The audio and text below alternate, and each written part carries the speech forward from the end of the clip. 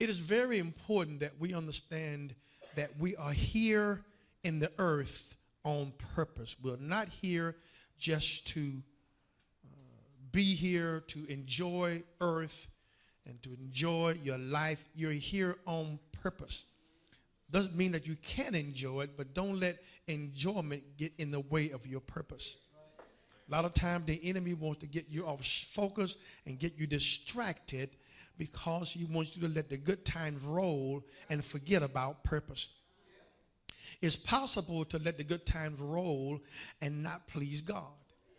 It is possible to allow yourself to look at what you can get and how much you can get and do not understand that the reason that you are here is because God has put you here on purpose. When he made you, when he created you in your mother's womb, before he put you in your mother's womb, there was something said about you that is significant, and you got to realize that that significance must come up in the earth, because if not, then it will be as if you never lived. When God talks about purpose, he talks about a word called prophesis. And it is in the Greek prophesis. It's purpose. When God puts anything into the atmosphere, when God does anything, he does it with purpose. When God created the heaven and the earth, he put it here with purpose. When God put the sun, when he put light here, he put it here for purpose. When God put the clouds, he put the trees, he put the grass, he put it here for come on.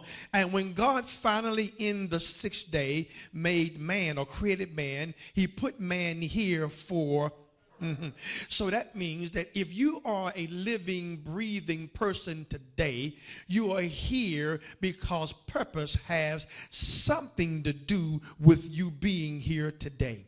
So therefore, let's look at this word purpose, divine purpose. We looked at the word divine before. It means that theos. This is something that only God can do. So this purpose has nothing to do with what you went to school for, but what you have been anointed for. Yeah. And so there's times that you are pulled in directions that has to do with how much money can I make, or how high can I climb the corporate ladder, or what can I gain, what kind of car can I get, what kind of house can I get. But that has nothing to do with your purpose. Don't be bamboozled, my sisters and my brothers. You can go through life getting things but not living on purpose. The enemy does not mind you coming to church. He does not mind you even clapping your hands. He doesn't even mind you singing a song or two. But what he does mind is when you find out that you are here on purpose. The enemy does not want you to find out your purpose because he can't handle you in your purpose. And so, therefore, if he can distract you by things of life, seducing you away from your purpose, then that means that you are living a powerless life. The power that you have is that is inside the purpose that you live. When the enemy tries to do something against you, he can only go so far, because if you are living here on purpose, then that means that the enemy has to back off, because once your purpose comes up in your life, the enemy loses his hold, he loses his grip, and he loses his power. So let's look at this word purpose. Prophecies comes from two words. One is which means before. The next one is tithemi, which means set, place, or to ordain. If I put the two together, prophesis or prophecies, it means that something has been ordained and set before you came here. So purpose is not something you find in life. Purpose is something that comes up in life. You don't find your purpose. Your purpose already has you. But you don't understand that you got to get a hold of your purpose. Purpose is put down on the inside of you, because that means that if purpose is in you, the enemy can only mess with what's on the outside of you. But he can't reach in you and pull out your purpose.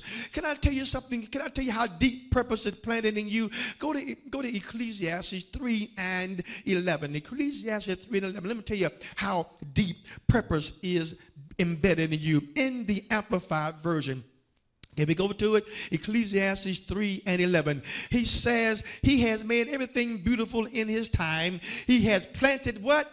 Eternity where? In men's hearts. And see, purpose is an eternal word. Purpose has been put in you before you even came into being. So the enemy can touch your body, but he can't touch your purpose. That's why he wants to get in your mind. He wants to mess with you and seduce you. Because if he can't pull purpose out of you, but what he'll do is take you away from your purpose by giving you something that you weren't even born to do. Lord have mercy. I'm going to help somebody in just a little bit. But once you find out, you come to a church that talks about purpose, the enemy wants to distract you. He will try to make your cell phone go off. He might try to make your mind go in 10 different ways. He'll make you look at a flyer. He'll let your neighbor nudge you, step on your shoes. But I'm here today to tell you that I'm going to talk about purpose. I'm reaching down into your spirit today. I'm not talking to your brain. I'm talking to your spirit today. Your spirit wants to release your purpose. Let's talk about this word purpose again. It is a decree that is decided on in eternity that becomes a reality in time. Oh, Lord have mercy. Purpose is an eternal decree that becomes a reality in the process of time. Let's go to Isaiah 49 and 1. I got it there in the New English translation. It says, "Listen to me, you islands. Pay attention, you people far away." It says, "Before I was born, the Lord chose me." So put your hand to yourself and say, I was chosen before I was born. Look what it says. It said, while I was in my mother's womb, he recorded, commissioned, pronounced, and called my name. Somebody said, my name was not mentioned first by my mama or my daddy, but my Abba Father called my name before my mama even saw me. In other words, God says purpose was put into you even before your daddy in the base of the medulla oblongata had a thought that he was going to get with your mama.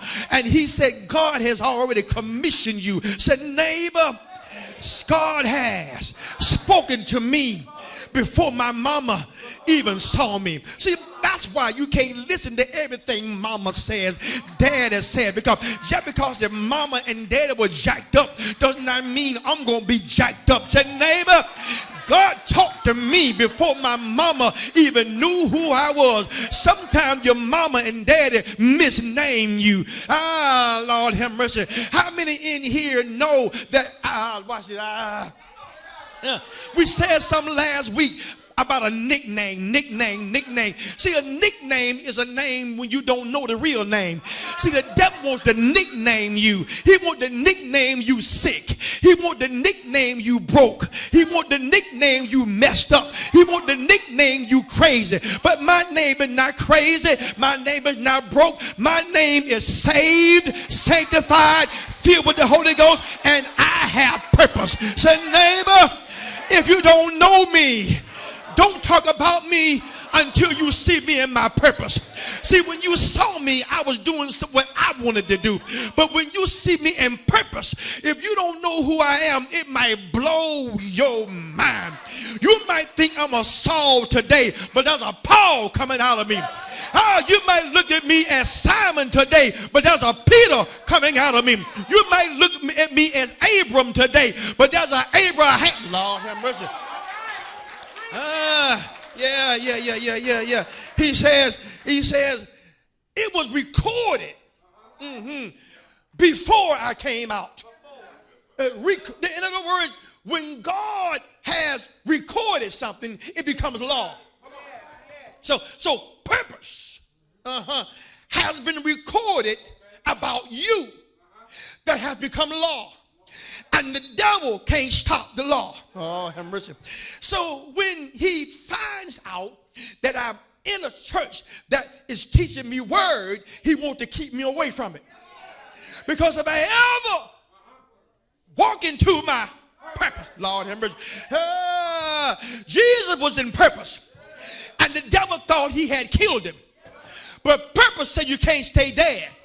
I got to raise up out of this. Say, neighbor, I don't care how low I get. If I find my purpose, I'm coming up out of here. Okay, hold on. Divine purpose. Now, let's find out my purpose. Let's go to my next screen. Ecclesiastes, I feel him right here. To everything, there is a season. To everything, there is a what? Season. And a time. Come on, a time. Come on. To every what? Oh, Lord have mercy. So that means that time has to release purpose.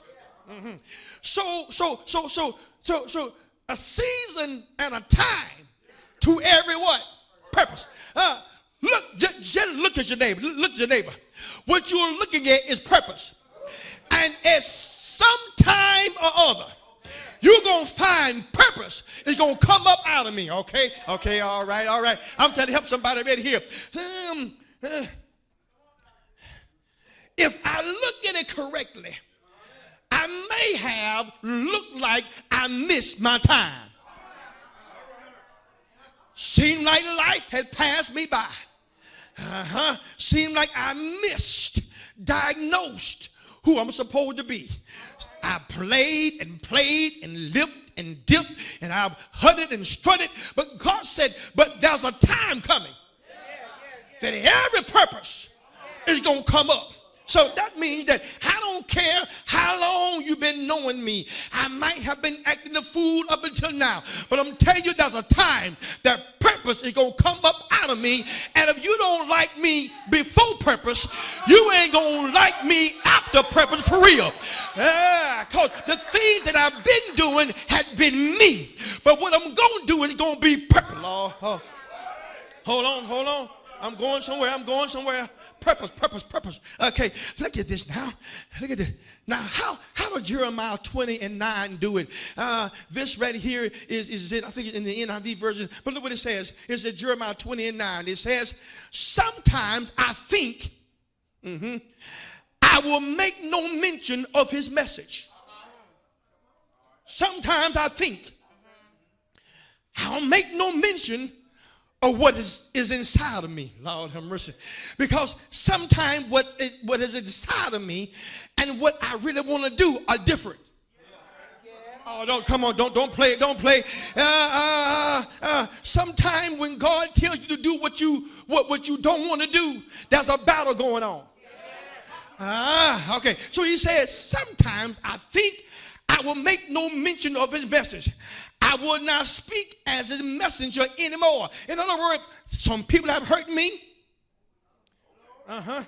Some people have talked about me. And I ain't going to church no more. I'm tired of those Christians. Hypocrites, I'm tired of them. And so I'm calling it quits. I'm getting my marbles and going home. I said, now, he said, but then,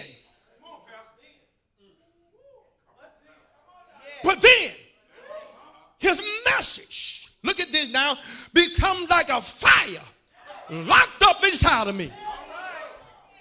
Look what he said, like a fire locked up inside of me, burning in my heart and soul. I grow weary of trying to hold it. I cannot hold it any longer. Somebody say, I've been trying to sit on my purpose. I've been trying to sit on what God told me to do.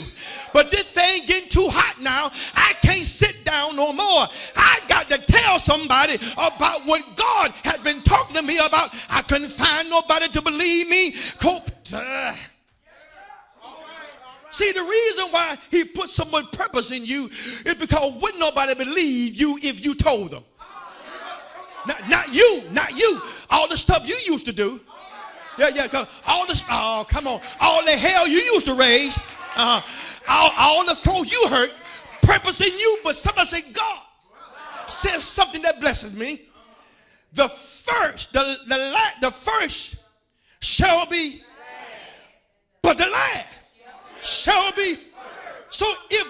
thought I was the last one that God would use. Yeah, I'm helping somebody. Yeah. The first, the first shall be, and the last shall be. So if you thought that I was the last one that God would use, God said that's the first one I'm going to use in your face.